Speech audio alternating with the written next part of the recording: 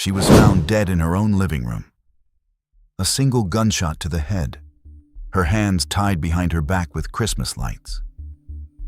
But the most horrifying part of this case is that Egypt Covington may have died simply because her killers opened the wrong door that night. It sounds impossible, like some dark accident too cruel to be real.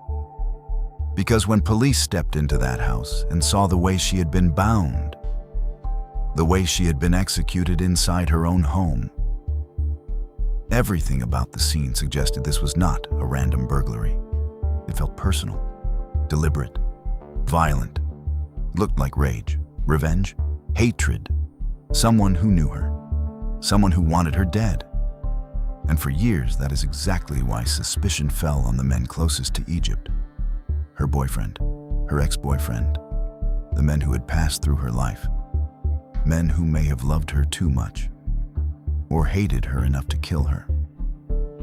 But the deeper investigators looked, the stranger the case became, because no theory ever fully fit the scene. What they were looking at did not feel like a typical crime of passion. It felt too cold, too controlled, too detached. And then years later, when technology finally caught up to the evidence left behind, the truth emerged. A truth even darker than anyone expected. Because Egypt did not die because someone hated her. She did not die because she was betrayed. She did not die because she loved the wrong man. She died because she was in the wrong place at the wrong time. Because someone chose the wrong door. In the summer of 2017, Egypt Covington was just 27 years old. She lived in Belleville, Michigan. She was vibrant, beautiful, outgoing. The kind of person who naturally became the center of attention the moment she entered a room. People who knew Egypt often said she had an energy about her that made everyone around her feel better within minutes of meeting her. She was the kind of person people remembered long after she was gone. While bartending and waitressing at a local bar, Egypt was also chasing her dream of becoming a singer. She had won a regional singing competition, auditioned for The Voice, and believed her future would one day take her far beyond the small town where she lived. But more than anything, at that point in her life, things finally seemed to be falling into place. Her relationship with her boyfriend Curtis Meadows had stabilized after years of being on and off again. They were talking about the future, about moving in together, about starting a new chapter. For the first time in a long time, everything seemed to be going right. Until the morning of June 23rd, 2017. That morning, Curtis sent Egypt his usual good morning text. But this time, nothing. At first, he did not think much of it. But as the hours passed, there was still no response. No text back, no phone call, nothing. And that began to worry him. Egypt was not the kind of person who simply disappeared like that. As the day went on, his sense of unease only grew stronger. So after work, Curtis decided to drive to her house and check on her himself. When he arrived, Egypt's car was still parked outside, but the outer door was slightly open. A small detail, yet enough to make his stomach drop. Curtis stepped inside, called out her name. No answer.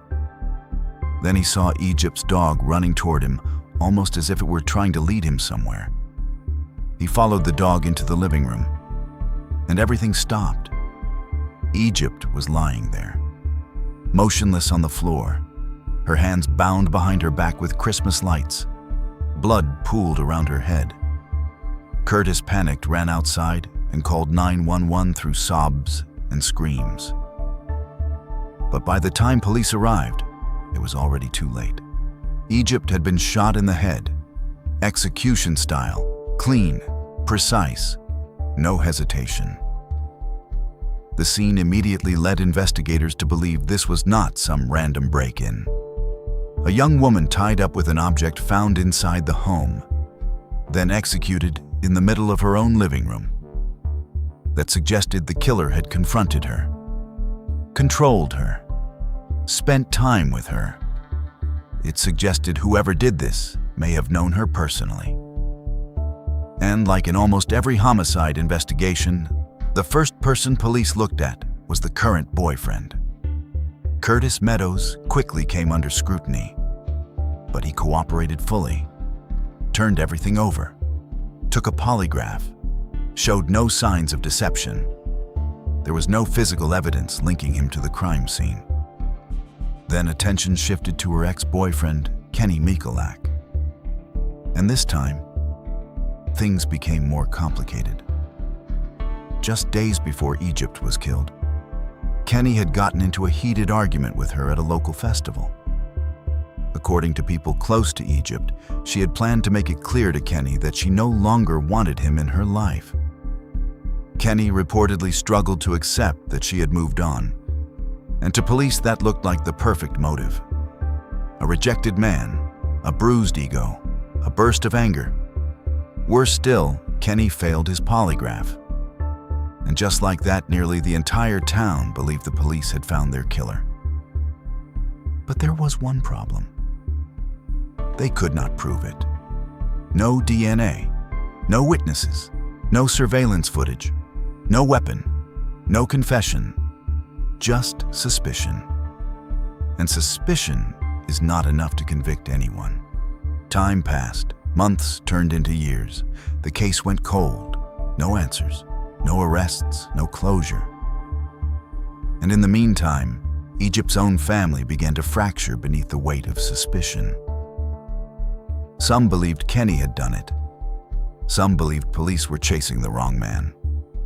Others began suspecting nearly everyone who had ever been close to her.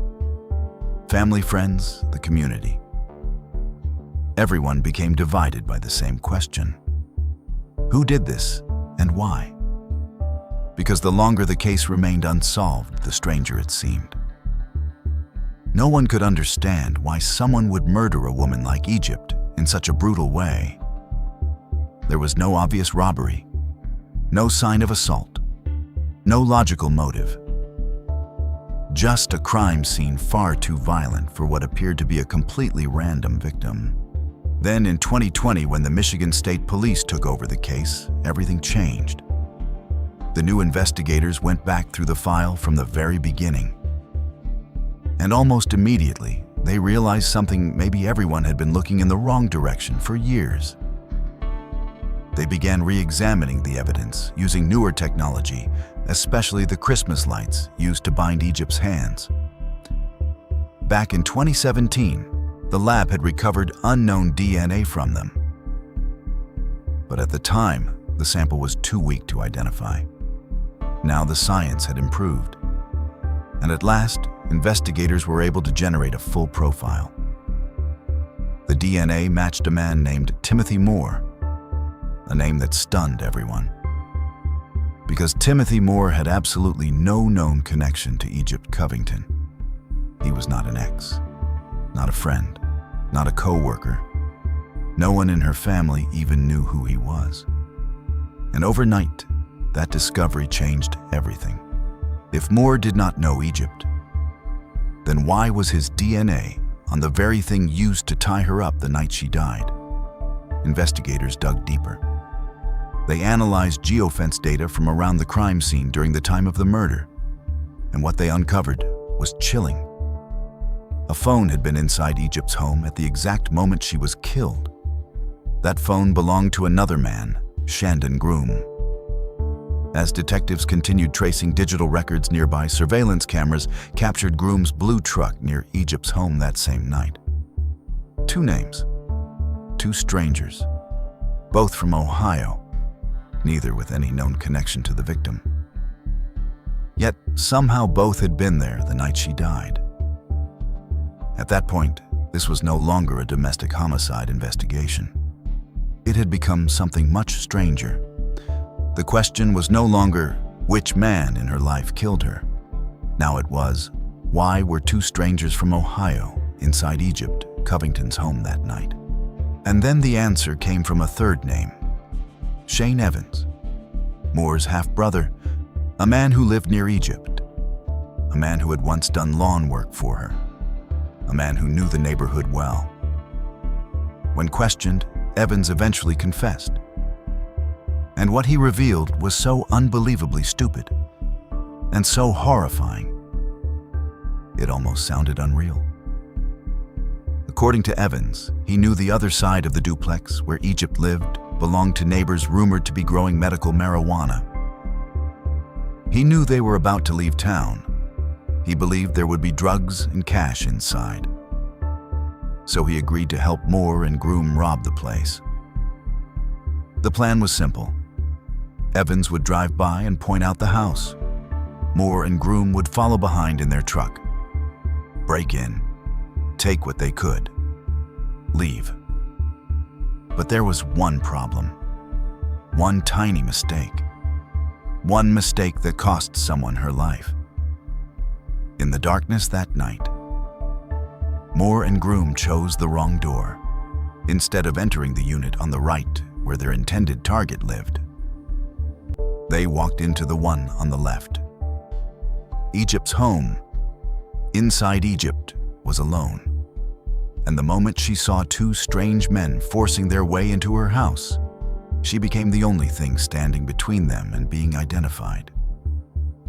So they restrained her. They tied her hands behind her back with Christmas lights they found inside the house. And then Timothy Moore made the decision that turned that night into murder. He did not want to leave behind a witness. He had previously been implicated in another crime after being identified by a woman, and he had no intention of letting that happen again. So he raised his gun and shot Egypt in the head. One shot, ending the life of a completely innocent young woman.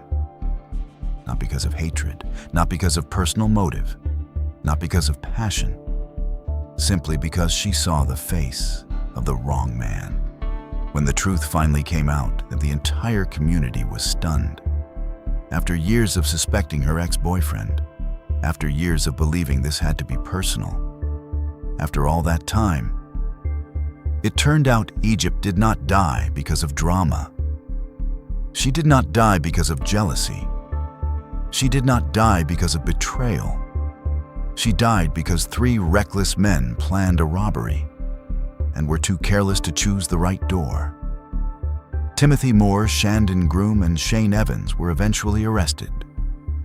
All three pleaded guilty to second-degree murder. Evans was sentenced to 15 to 25 years. Groom received 17 to 26 years. And Moore the gunman was sentenced to 20 to 55 years in prison. But no sentence could ever erase the most horrifying part of this case. Because sometimes the scariest crimes are not the ones involving evil masterminds or brilliant serial killers. Sometimes the most terrifying thing of all is realizing a person's life can end simply because of a stranger's stupidity. Egypt Covington was not hunted. She was not targeted. No one had planned to kill her specifically. She was simply in her own home. On the night three violent men chose the wrong door. And that may be the most haunting part of this entire story. Because out of all the possible reasons someone can die, Egypt was not killed by hatred, obsession, or revenge. She was killed by pure bad luck, a stupid mistake, a decision made in seconds, one wrong door. And sometimes the most frightening truth is not that monsters are coming for you, but that everything can be taken from you simply because you were standing in the wrong place, at the wrong time. When evil walked through the wrong door, what you just heard is only part of the story. There are cases where the deeper you look, the worse it gets. Stay with Silent Case Files.